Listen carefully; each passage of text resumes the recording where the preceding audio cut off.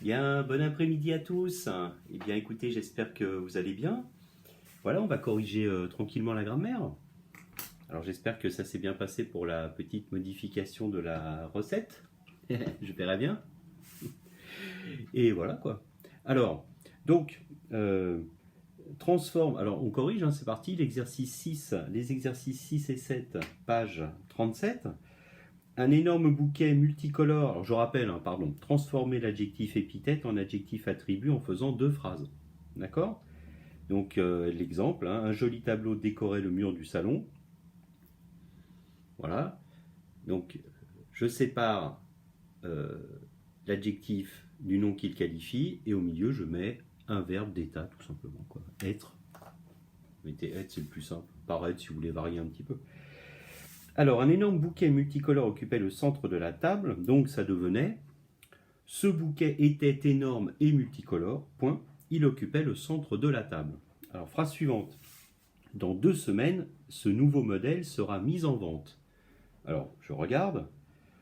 Très bien. Dans 2 semaines, ce nouveau modèle sera mis en vente.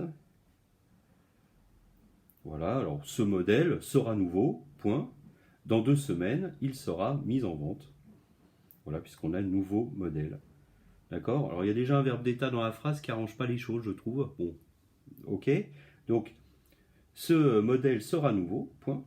Il sera mis en vente dans 2 semaines. Bon, le complément circonstanciel dans 2 semaines, vous le mettez absolument où vous voulez. Hein. Ça va pas, vous savez qu'il se déplace, il se décale, il n'y a pas de problème avec lui. Nous découvrons en même temps que vous sa curieuse coiffure. Bon voilà, curieuse coiffure, voici l'adjectif, voici le nom. Hein. L'adjectif est collé. Donc, entre curieuse et coiffure, il va falloir mettre un verbe d'état. La phrase est au présent. Sa coiffure est curieuse. Sa coiffure est curieuse. Point. Première phrase. Nous la découvrons en même temps que vous. D'accord? Sa coiffure est curieuse. Point. Nous la découvrons en même temps que vous. Quand je dis nous la découvrons, le la hein, est un pronom, vous vous souvenez? D'accord? C'est un pronom personnel COD, on l'a vu dans les leçons précédentes, ça évite de répéter coiffure. On aurait pu faire ça. Hein. Sa coiffure est curieuse, point. Nous découvrons sa curieuse coiffure, bon, etc. Mais voilà. Maman n'achète jamais ses pâtisseries grasses et très sucrées. Donc, pâtisserie le nom, grasse et très sucré les adjectifs. Donc, il va falloir déjà commencer par ça. Ces pâtisseries sont grasses et très sucrées. Voilà, on a glissé le verbe d'état, le verbe être, entre le nom et les adjectifs. Point. Donc, ces pâtisseries sont grasses et très sucrées. Je répète pas le son. Hein. Ces pâtisseries sont grasses et sont très sucrées. Non, sont grasses et très sucrées, très bien. Point.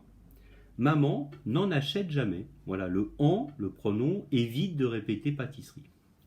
Voilà, ça c'était pour le 6. Alors on passe au 7 maintenant.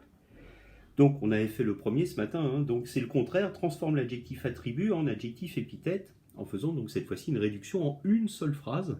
Et donc bien sûr à ce moment-là l'adjectif va être collé au nom, hein, bien sûr. Plus de verbe d'état. Disparition du verbe d'état.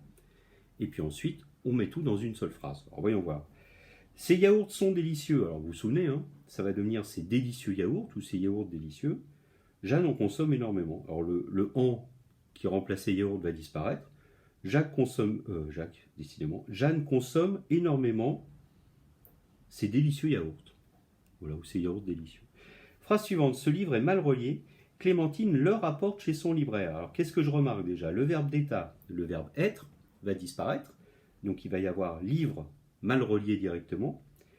Et puis Clémentine le rapporte, ce le va aussi disparaître puisqu'il remplace le livre. On va tout mettre dans une phrase. Donc Clémentine rapporte chez son libraire ce livre mal relié. Ou alors chez son libraire, hein, vous savez, complément circonstanciel, on peut le mettre où on veut. Hein.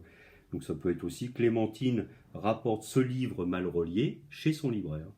Voilà, très bien. Le rideau de brume était épais, il bouchait l'horizon. D'accord? Alors, donc il remplace le rideau de brume, ok, donc ça va disparaître. Était va disparaître, une phrase à l'imparfait, c'était le verbe d'état. On va avoir rideau de brume épais. Donc le rideau de brume épais bouchait l'horizon, tout simplement. Voilà une réduction. Le rideau de brume épais, un rideau de brume. Alors vous avez rideau qui est le nom, puis de brume qui est un complément du nom, hein, d'accord. Voilà, vous avez le groupe nominal, et puis avec l'adjectif, hein, ça fait un groupe nominal complet, avec complément du nom et adjectif. On verra le complément du nom un peu plus tard. Voilà. Et le dernier, le poème est amusant, les élèves l'apprennent avec plaisir. Donc, entre poème est amusant, il y a le verbe d'état qui va disparaître. Donc, ça va devenir le poème amusant. Déjà, on garde.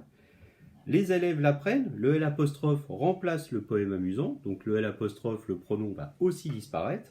Ça va devenir les élèves apprennent avec plaisir le poème amusant. Ou ce poème amusant. On peut changer peut-être le déterminant, c'est pas très grave. Voilà.